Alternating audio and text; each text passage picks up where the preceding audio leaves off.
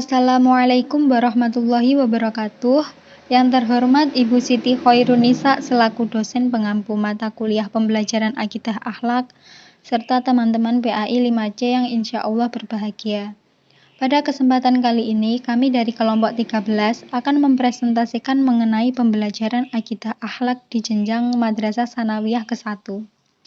Lalu perkenalkan anggota kami serta materi yang akan dibahas, yakni pertama, materi Asmaul Husna yang mencangkup Al-Aziz, Al-Basyid, Al-Ghani, Ar-Ra'uf, Al-Bar, Al-Fattah, Al-Adil, Al-Hayyu, Al-Qayyum, dan Al-Latif. Kemudian, sifat-sifat wajib, mustahil, dan jaiz Allah, serta bukti atau dalil nakli dan aklinya yang akan dipresentasikan oleh Saudara Arfian Dwi Nugraha. Berikutnya, materi mengenai tugas dan sifat malaikat Allah serta makhluk gaib lainnya seperti jin, iblis, dan setan. Dan juga materi hikmah beriman kepada hari akhir, beriman kepada qadha dan qadar yang akan dipresentasikan oleh saudari Wafika Syifana. Ke materi yang berikutnya mengenai mukjizat serta kejadian luar biasa lainnya mengenai karomah, maunah, dan irhas. Kemudian peristiwa-peristiwa alam gaib yang berhubungan dengan hari akhir, yakni alam barzah, yaumul ba'ats, yaumul hisab, yaumul mizan, yaumul jaza, syirat, surga, dan neraka yang akan dipresentasikan oleh saya sendiri, Titin Muslimatu Az-Zahra. Baik, untuk selanjutnya, kepada teman yang bertugas, dipersilahkan. Assalamualaikum warahmatullahi wabarakatuh. Kelompok kami akan membahas materi ke-13, yakni materi mengenai pembelajaran akidah akhlak MTS ke-1, aspek akidah. Untuk pembahasan materi yang pertama yakni Al-Asma'ul Husna. Di antara 99 Asma'ul Husna, kita akan mengkaji 10 nama dari Asma'ul Husna, yaitu Al-Aziz, Al-Basyid, Al-Ghani, Ar-Ra'uf, Al-Bar, Al-Fattah, Al-Adil, Al-Hayyu, Al-Qayyum, dan Al-Latif. Yang pertama yaitu Al-Aziz. Al-Aziz adalah nama Allah yang menunjuk pada pengertian kekuatan, hegemoni, ketinggian, dan mengendalikan. Allah berfirman dalam Quran Surat Yasin ayat 1-5 yang menunjukkan bahwa dirinya yang memiliki keperkasaan dan kasih sayang, yaitu yang artinya, wahai Yasin, Muhammad, demi Al-Quran yang penuh hikmah, sesungguhnya engkau sungguh adalah termasuk para Rasul yang berada di atas jalan yang lurus, yang diturunkan oleh Allah yang maha perkasa dan bijaksana. Dalam ayat ini Allah memaklumatkan bahwa dirinya lah yang maha perkasa dan maha bijaksana. Yang kedua yaitu Al-Basyid. Allah SWT disebut Al-Basyid yang artinya Allah maha melapangkan rezeki. Firman Allah dalam Quran Surat Asy-Syura ayat 27 yang artinya, dan jikalau Allah melapangkan rezeki kepada hamba-hambanya, tentulah mereka akan melampaui batas di muka bumi. Tetapi Allah menurunkan apa yang dikehendakinya dengan ukuran. Sesungguhnya Dia maha mengetahui keadaan hamba-hambanya, lagi maha melihat. Yang ketiga yaitu Al-Ghani. Allah SWT yang maha kaya, kekayaannya tidak terbatas, tidak memerlukan apapun dan siapapun, bahkan yang selain Dia sangat berhajat kepadanya. Dalam penggalan Quran Surat Al-Baqarah ayat 267 yang artinya, ketahuilah bahwa Allah maha kaya lagi maha terpuji. Dengan kemahakayaan Allah SWT dapat memberikan kekayaan kepada hambanya yang Dia kehendaki. Yang keempat yaitu Ar-Ra'uf. Allah SWT disebut Ar-Ra'uf yang berarti Allah adalah zat yang maha belas kasihan. Firman Allah SWT dalam Al-Quran Surat Al-Baqarah ayat 143, yang mana arti penggalan dari ayat tersebut yaitu, dan Allah tidak akan menyia-nyiakan imanmu, sesungguhnya Allah maha pengasih lagi maha penyayang kepada manusia. Allah SWT adalah zat yang mempunyai sifat belas kasih kepada setiap hamba-hambanya. Yang kelima yaitu Al-Bar. Dialah Allah Tuhan yang maha dermawan. Sebagaimana dalam surat At-Tur ayat 28 yang artinya sesungguhnya kami dahulu menyembahnya. Sesungguhnya dialah yang melimpahkan kebaikan lagi Maha Penyayang. Allah disebut Al-Bar, yang berarti Allah adalah zat yang maha baik. Yang keenam yaitu Al-Fatah. Allah SWT maha pembuka pintu rahmat kepada semua makhluknya. Dia jugalah sang pembuka dan memberi jalan keluar terhadap masalah-masalah kehidupan makhluknya. Allah SWT berfirman yang artinya apa saja yang Allah anugerahkan kepada manusia berupa rahmat, maka tidak ada seorang pun yang dapat menahannya, dan apa saja yang ditahan oleh Allah, maka tidak seorang pun yang sanggup untuk melepaskannya sesudah itu. Dan dialah yang maha perkasa lagi maha bijaksana. Quran Surat Fatir ayat 2. Yang ketujuh yaitu Al-Adl. Artinya adalah bahwa Allah itu maha adil. Allah akan berbuat adil dalam pelaksanaan hukum-hukumnya, baik yang ada di dunia ini, terlebih lagi nanti di akhirat. Sebagaimana firman Allah dalam Quran Surat An-Nisa ayat 40, yang artinya sesungguhnya Allah tidak menganiaya seseorang walaupun sebesar zarrah. Dan jika ada kebajikan sebesar zarrah, niscaya Allah akan melipat gandakannya dan memberikan dari sisinya pahala yang besar. Yang kedelapan yaitu Al-Hayyu. Al-Hayyu artinya maha hidup. Hidup Allah SWT tidak sama dengan makhluk-makhluknya. Sebagaimana firman Allah dalam Quran Surat An-Nahl ayat 65. Dan Allah menurunkan dari langit air. Dan dengan air itu dihidupkannya bumi sesudah matinya.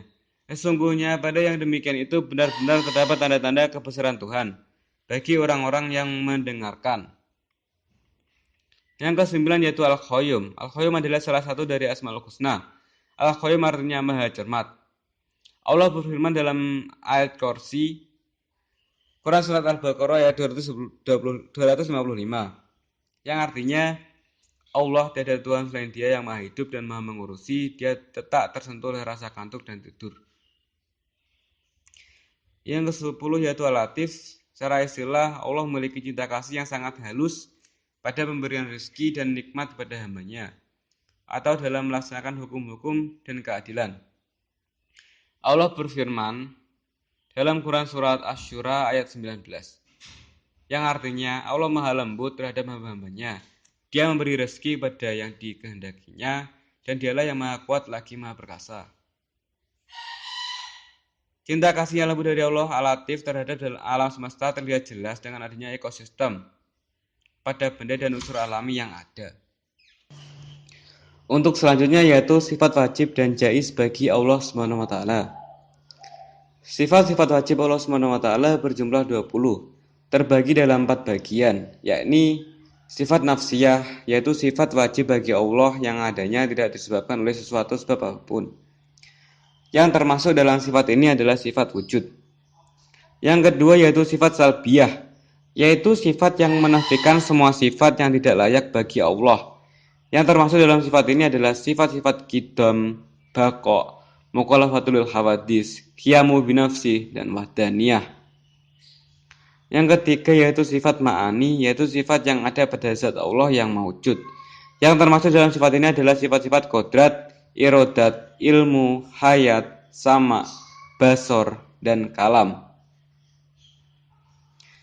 Yang keempat yaitu sifat maknawiyah, yaitu sifat yang tetap bagi zat Allah. Yang termasuk dalam sifat ini adalah sifat-sifat qadiron, muridan, aliman, hayan, sami'an, basiran, dan mutakaliman. Sifat-sifat jaiz bagi Allah. Selain sifat 20 di atas, baik yang wajib maupun yang mustahil, Allah juga memiliki sifat jaiz. Yang dimaksud dengan sifat jaiz atau mungkin bagi Allah adalah Allah berwenang untuk menciptakan atau tidak menciptakan makhluknya.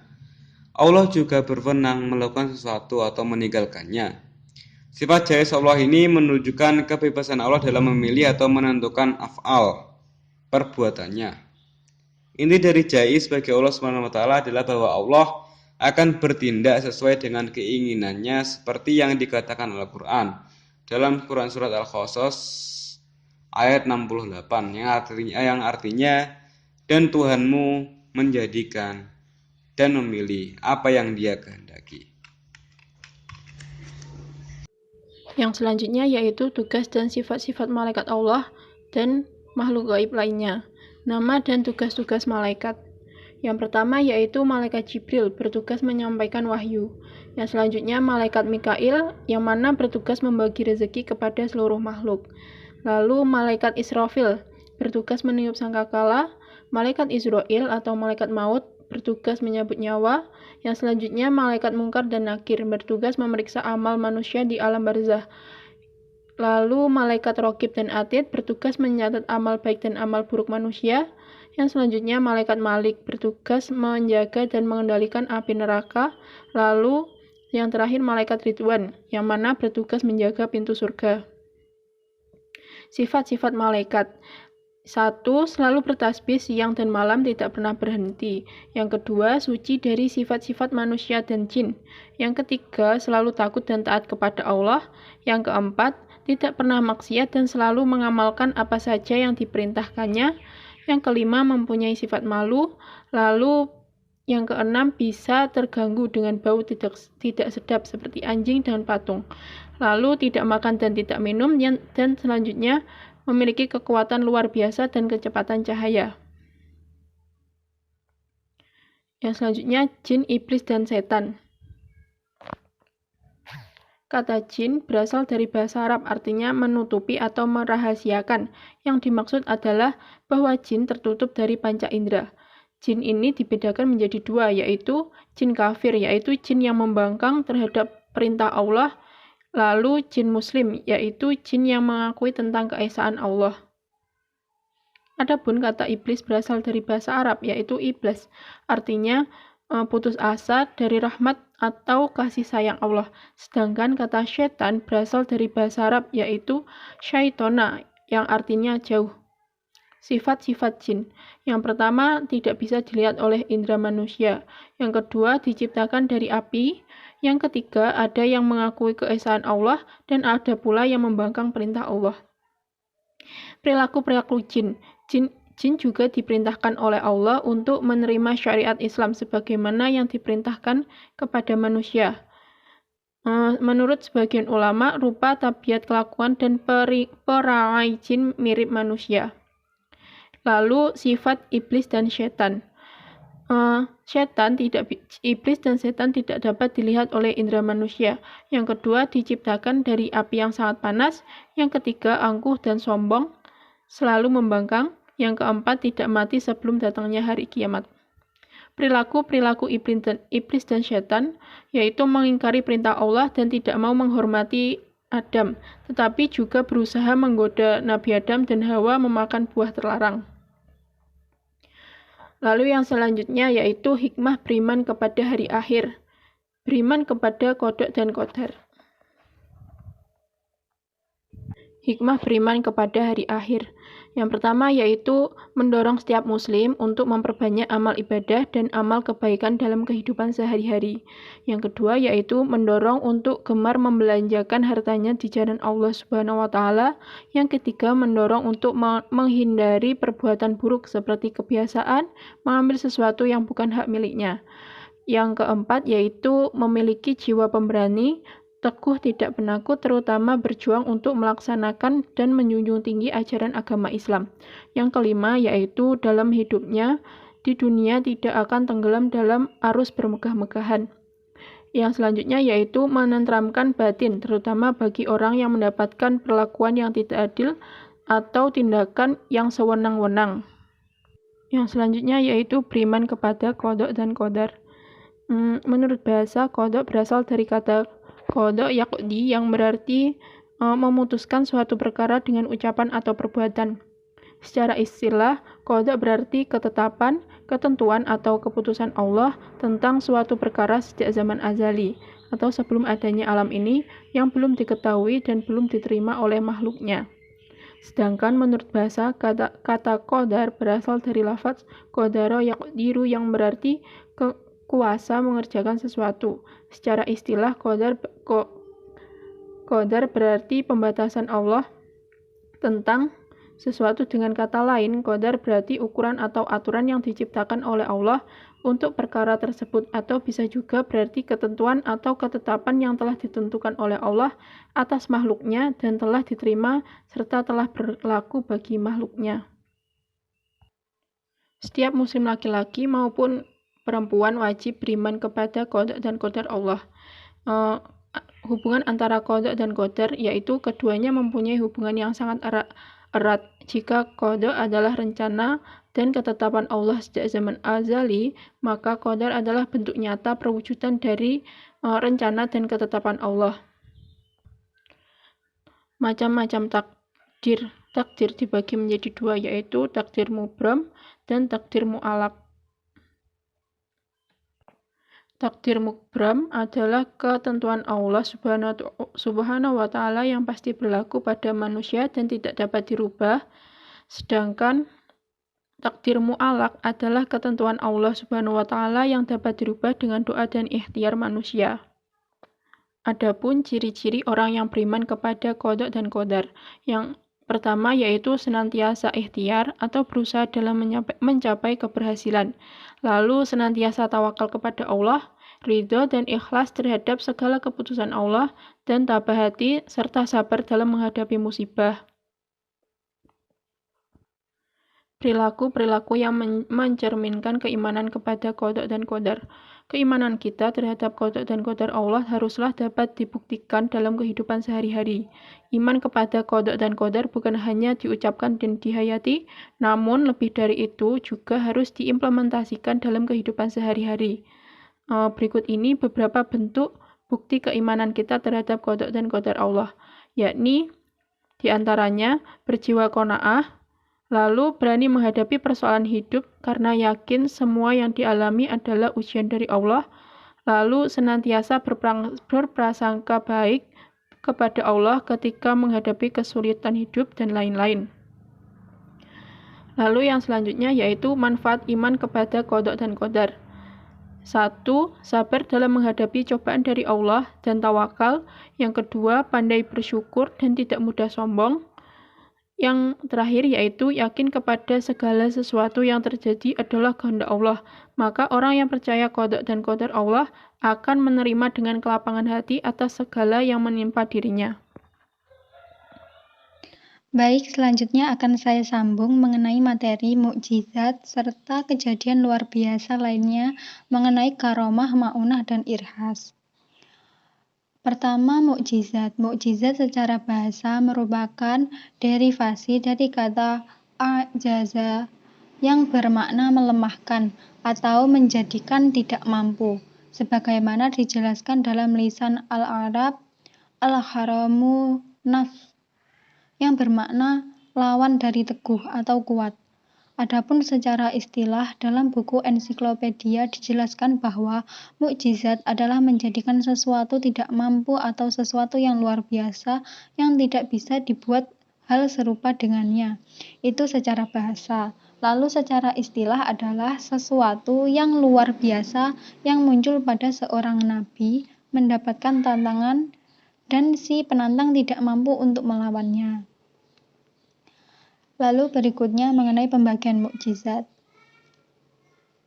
Menurut seorang ahli, Said Nursi membagikan mukjizat ke dalam beberapa bagian yang sangat rinci. Setidaknya ada 3 tingkatan yang ditawarkan oleh Said Nursi. Yang pertama, pembagian mukjizat dilihat dari segi periode kehidupan Rasulullah SAW itu dibagi menjadi 2, yaitu yang pertama, hal luar biasa yang tampak setelah Rasulullah SAW wafat sebagai pembenaran atas kenabiannya. Lalu yang kedua, hal luar biasa yang tampak pada era saat Rasulullah SAW masih hidup.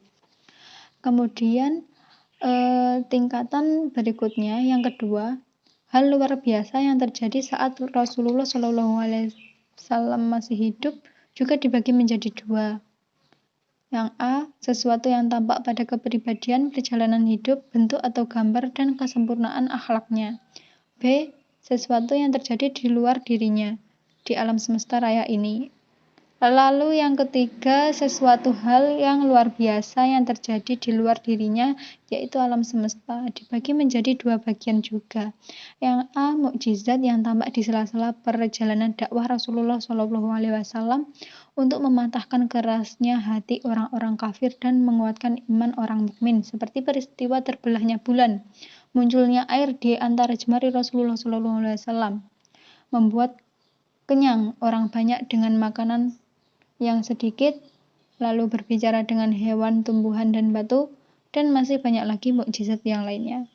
B. Kejadian masa depan yang sudah diberitakan oleh Rasulullah SAW akan terjadinya kejadian tersebut seperti peristiwa terkalahkannya kaum Romawi oleh Islam.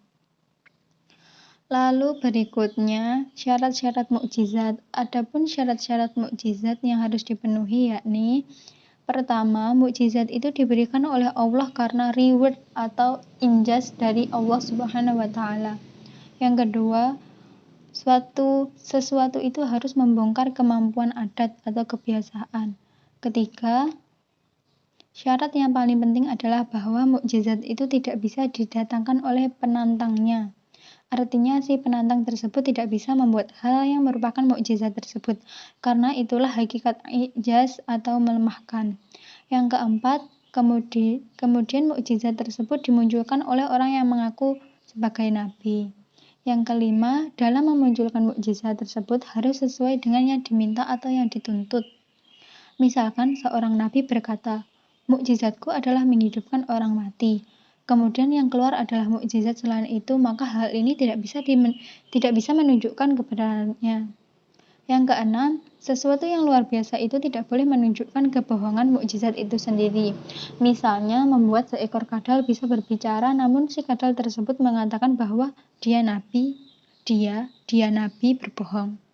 Yang ketujuh, yang terakhir, sesuatu yang luar biasa itu tidak boleh muncul terlebih dahulu sebelum mengaku sebagai nabi, melainkan harus berbarengan.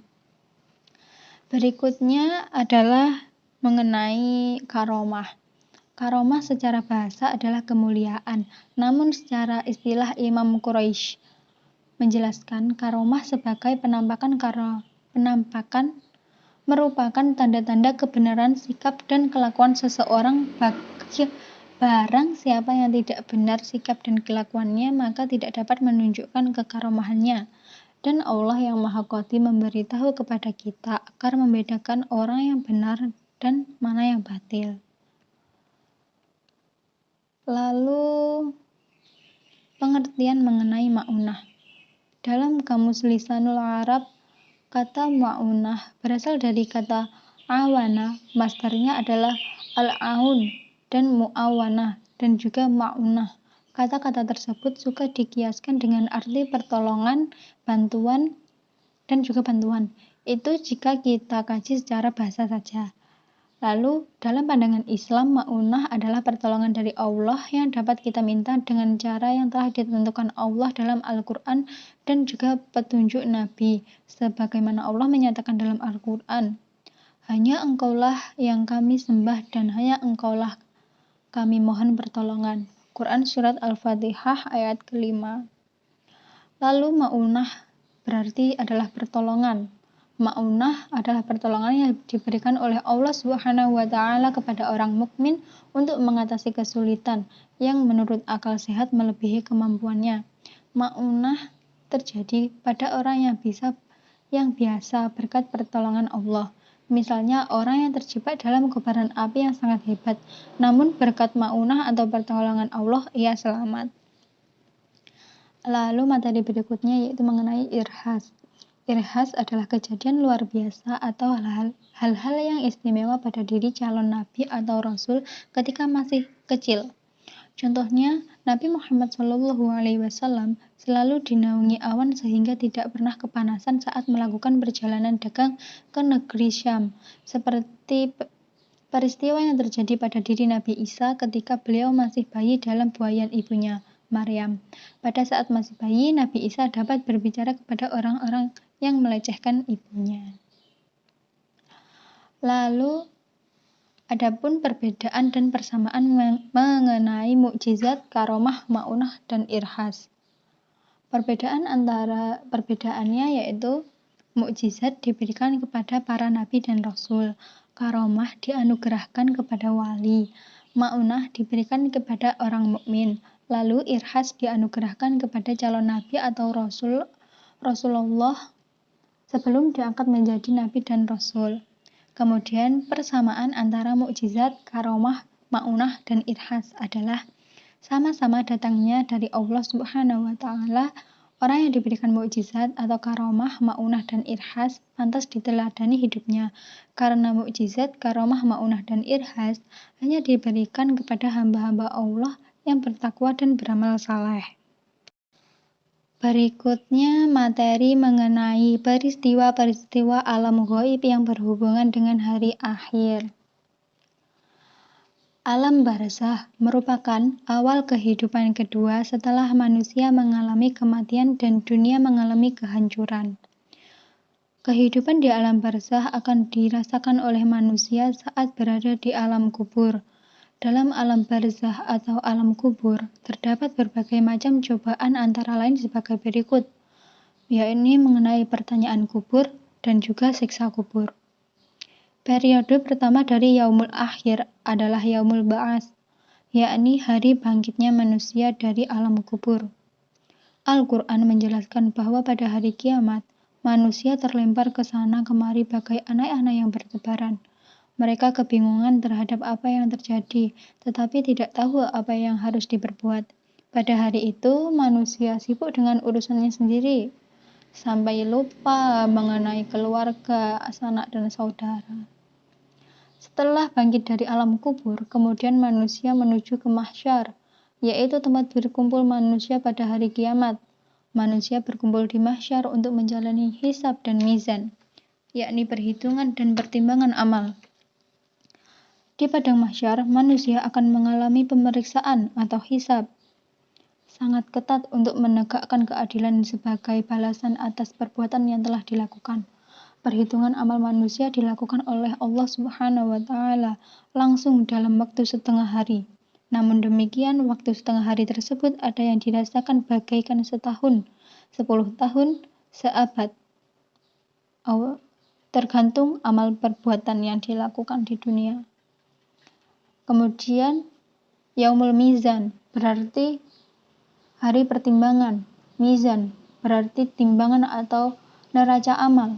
Mizan merupakan tindak lanjut dari hisab atau salah satu hal yang akan terjadi di alam mahsyar. Setelah amal manusia dihisab lalu ditimbang, mizan atau neraca amal yakni perwujudan untuk membuktikan keadilan Allah Subhanahu wa Ta'ala dalam melaksanakan hisab.